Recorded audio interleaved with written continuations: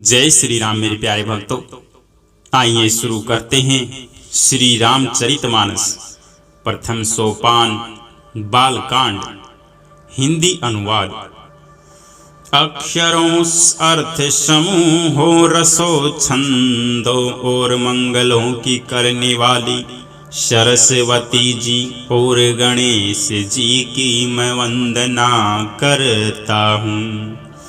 श्रद्धा और विश्वास के स्वरूप श्री पार्वती जी और श्री शंकर जी की मैं वंदना करता हूँ, जिनके बिना सिद्ध जन अपने अंतःकरण में स्थित ईश्वर को नहीं देख सकते।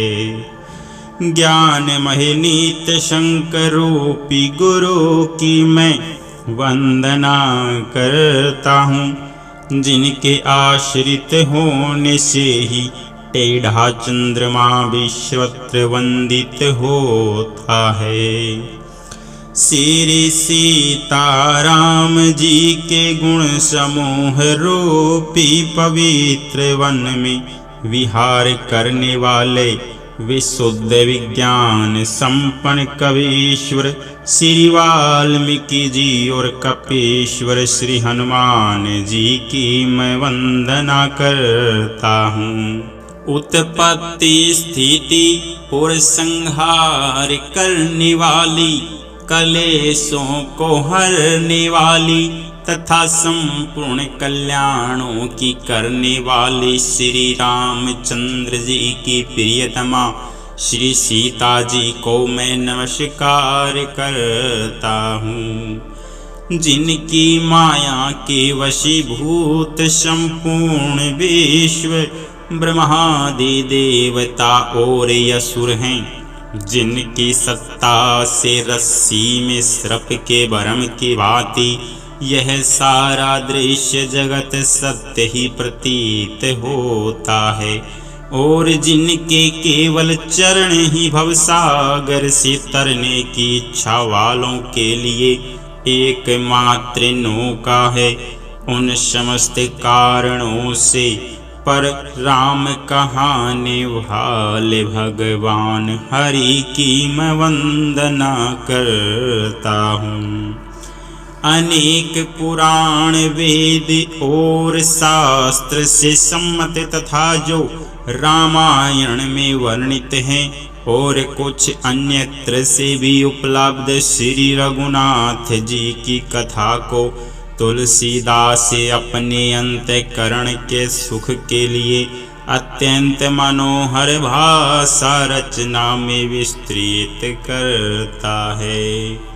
जिन्हें स्मरण करने से सब कार्य सिद्ध होते हैं, जो गणों के स्वामी और सुंदर हाथी के मुख वाले हैं, वे ही बुद्धि के राशि और शुभ गुणों के धाम श्री गणेश जी मुझ पर कृपा करें। जिनकी कृपा से गूंगा बहुत सुंदर बोलने वाला हो जाता है और लंगड़ा लूला दुर्गम पहाड़ पर चढ़ जाता है, वे कलयुग के सब पापों को जला डालने वाले दयालु भगवान मुझ पर द्रवित हों।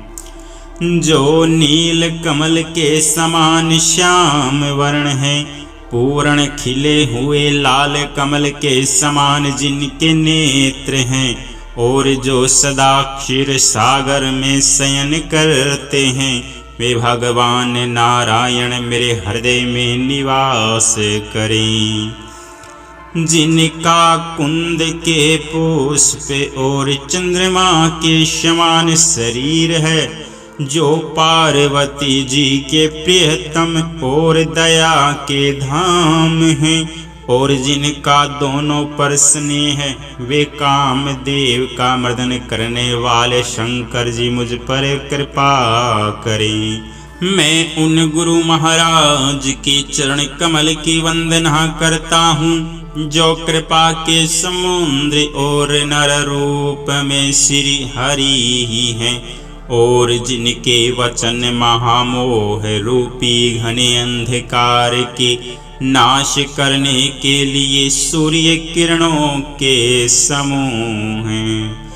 मैं गुरु महाराज के चरण कमलों की रज की वंदना करता हूँ, जो सुरुचि सुंदर स्वाद सुगंध तथा अनुराग रूपी रस से पूर्ण है। वह अमर मूल संजीवनी जड़ी का सुंदर चूर्ण है, जो संपूर्ण भंवरों के परिवार को नाश करने वाला है। वह रज सुकृति रूपी शिव जी के शरीर पर सुशोभित निर्मल विभूति है और सुंदर कल्याण और आनंद की जननी है। भगत के मन रूपी सुंदर दर्पण के मैल को दूर करने वाली और तिलक करने से गुणों के समूह को वश में करने वाली है। श्री गुरु महाराज के चरण नखों की ज्योति मणियों के प्रकाश के समान है, जिसके स्मरण करते ही हृदय में दिव्य दृष्टि उत्पन्न हो जाती है। वह प्रकाश अज्ञान रूपी अंधकार का नाश करने वाला है। वह जिसके हृदय में आ जाता है उसके बड़े भाग्य हैं। उसके हृदय में आते ही हृदय की निर्मल नेत्र खुल जाते हैं और संसार रूपी रात्रि के दोष दुख मिट जाते हैं। एवं श्री राम चरित्र रूपी मणि और माणिक्य गुप्त और प्रकट जहाँ जो जिस खाने में है सब दिखाई पड़ने लगते हैं। जैसे सिद्ध जनों को नेत्रों में लगाकर साधक सिद्ध और सुजान पर्वतों वनों और पृथ्वी के अंदर कौतुक से ही बहुत सी खाने देखते हैं। श्री गुरु महाराज के चरणों की रज कोमल और सुंदर नैनामृत अंजन है, जो नेत्रों के दोषों का नाश करने वाला है। उस अंजन से विवेक रूपी नेत्रों को निर्मल करके मैं संसार रूपी बंधन से छुड़ाने वाले श्री राम चरित्र का वर्णन करता हूँ। पहले पृथ्वी के देवता ब्राह्मणों के चरणों की वंदना करता हूँ, जो अज्ञान से उत्पन्न सब संदेहों को हरने वाले हैं। फिर सब गुणों की खान संत समाज को प्रेम सहित सुंदर वाणी से प्रणाम करता हूँ। संतों का चरित्र कपास के चरित्र के समान शुभ है, जिसका फल नीरस विशद और गुणमय होता है। कपास की डोरी नीरस होती है, संत चरित्र में विषयासक्ति नहीं है, इससे वह भी नीरस है।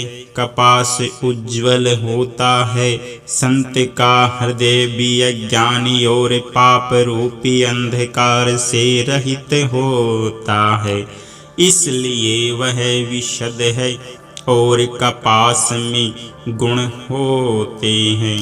इसी प्रकार संत का चरित्र विशद गुणों का भंडार होता है, इसलिए वह गुणमय है। जैसे कपास का धागा सुई के किए हुए छेद को अपना तन देकर ढक देता है, अथवा कपास जैसे लोढ़े जाने काते जाने और बुने जाने का कष्ट सह कर भी वस्त्र के रूप में परिणत होकर दूसरों की गोपनीय स्थानों को ढकता है, उसी प्रकार संत स्वयं दुख सहकर दूसरों के छिद्रों को ढकता है, जिसके कारण उसने जगत में वंदनीय यश प्राप्त किया है। संतों का समाज आनंद और कल्याणमय है, जो जगत में चलता फिरता तीर्थराज प्रयाग है। जहाँ उस संत समाज रूपी प्रयागराज में राम भक्ति रूपी गंगा जी की धारा है, और ब्रह्म विचार का प्रचार सरस्वती जी हैं। विधि और निषेध रूपी क्रमों की कथा कलयुग के पापों को हरने वाली सूर्य तनया यमुना जी हैं, और भगवान विष्णु और शंकर जी की कथाएं त्रिवेणी रूप से सुशोभित हैं, जो सुनते ही सब आनंद और कल्याणों की देने वाली हैं। उस संत समाज रूपी प्रयाग में अपने धर्म में जो अटल विश्वास है वह अक्षयवट है, और जो शुभ कर्म ही उस तीर्थराज का समाज है, वह संत समाज रूपी प्रयागराज सब देशों में सब समय सभी को सहज ही में प्राप्त हो जाता है, और आदर पूर्वक सेवन करने से कलेशों को नष्ट करने वाला है। वह तीर्थराज अलौकिक और अकथनीय है, एवं तत्काल फल देने वाला है। उसका प्रभाव प्रत्यक्ष है।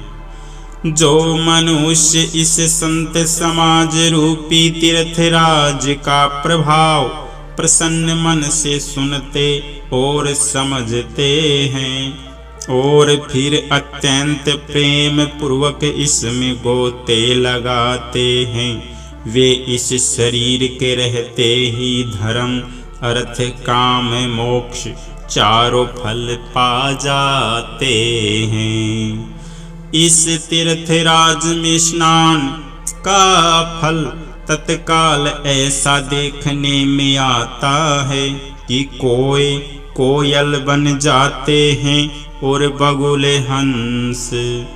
यह सुनकर कोई आश्चर्य न करे, क्योंकि सत्संग की महिमा छिपी नहीं है। वाल्मीकि जी, नारद जी और अगस्त्य जी ने अपने अपने मुखों से अपनी होनी कही है।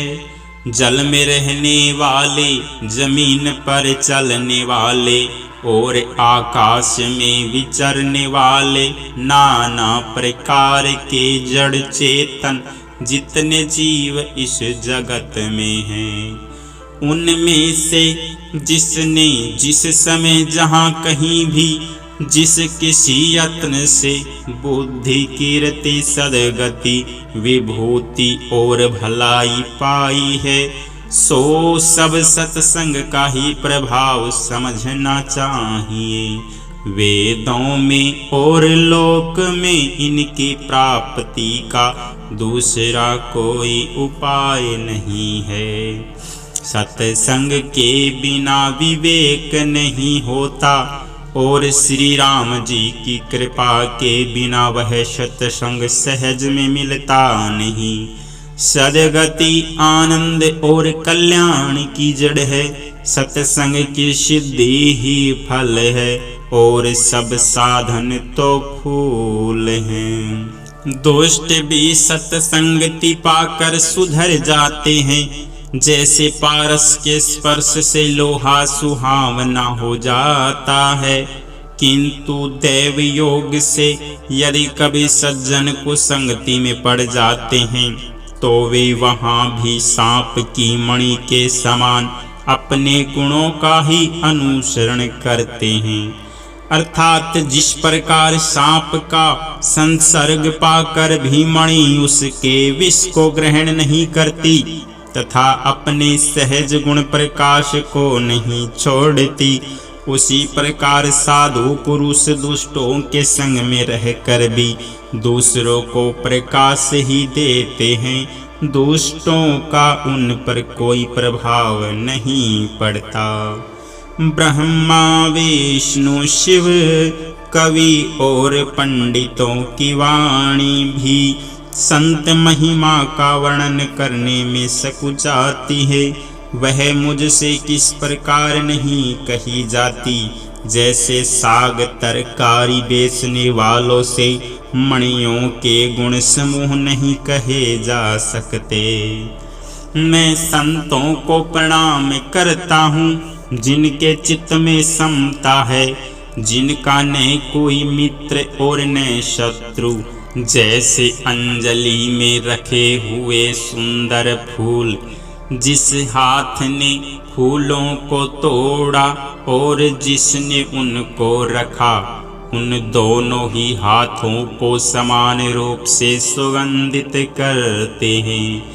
वैसे ही संत शत्रु और मित्र दोनों का ही समान रूप से कल्याण करते हैं। संत सरल हृदय और जगत के हितकारी होते हैं। उनके ऐसे स्वभाव और स्नेह को जानकर मैं विनय करता हूँ। मेरी इस बाल विनय को सुनकर कृपा करके श्री राम जी के चरणों में मुझे प्रीति दे। अब मैं सच्चे भाव से दुष्टों को प्रणाम करता हूँ, जो बिना ही प्रयोजन अपना हित करने वालों के भी प्रतिकूल आचरण करते हैं। दूसरों के हित की हानि ही जिनकी दृष्टि में लाभ है, जिनको दूसरों के उजड़ने में हर्ष और बसने में विषाद होता है। जो हरि और हर के यश रूपी पूर्णिमा के चंद्रमा के लिए राहु के समान है, भगवान विष्णु या शंकर के यश का वर्णन होता है, उसी में बाधा देते हैं। और दूसरों की बुराई करने में सहस्त्रबाहु के समान वीर हैं, जो दूसरों के दोषों को हजार आँखों से देखते हैं और दूसरों के हित रूपी घी के लिए जिनका मन मक्खी के समान है। जिस प्रकार मक्खी घी में गिरकर उसे खराब कर देती है और स्वयं भी मर जाती है, उसी प्रकार दुष्ट लोग दूसरों के बने बनाए काम को अपनी हानि करके भी बिगाड़ देते हैं। जो तेज में अग्नि और क्रोध में यमराज के समान है, पाप और अवगुण रूपी धन में कुबेर के समान धनी है, जिनकी बढ़ती सभी के हित का नाश करने के लिए केतु के समान है, और जिनके कुंभकर्ण की तरह सोते रहने में ही भलाई है। जैसे ओले खेती का नाश करके आप भीगल जाते हैं, वैसे ही वे दूसरों का काम बिगाड़ने के लिए अपना शरीर तक छोड़ देते हैं। मैं दुष्टों को शेष जी के समान समझकर प्रणाम करता हूँ, जो पराये दोषों का हजार मुखों से बड़े रोष के साथ वर्णन करते हैं। पुनः उनको राजा पृथु, जिन्होंने भगवान का यश सुनने के लिए 10,000 कान मांगे थे, के समान जानकर प्रणाम करता हूँ, जो 10,000 कानों से दूसरों के पापों को सुनते हैं। फिर इंद्र के समान मानकर उनकी विनय करता हूँ, जिनको शुरा मदिरा नीकी और हितकारी मालूम देती है। इंद्र के लिए भी सुरानीक अर्थात देवताओं की सेना हितकारी है, जिनको कठोर वचन रूपी वज्र सदा प्यारा लगता है, और जो हजारे आँखों से दूसरों के दोषों को देखते हैं। दुष्टों की यह रीति है कि वे उदासीन शत्रु अथवा मित्र किसी का भी हित सुनकर जलते हैं। यह जानकर दोनों हाथ जोड़कर यह जन प्रेम पूर्वक उनसे विनय करता है। मैंने अपनी ओर से विनती की है, परंतु वे अपनी ओर से कभी नहीं चूकेंगे।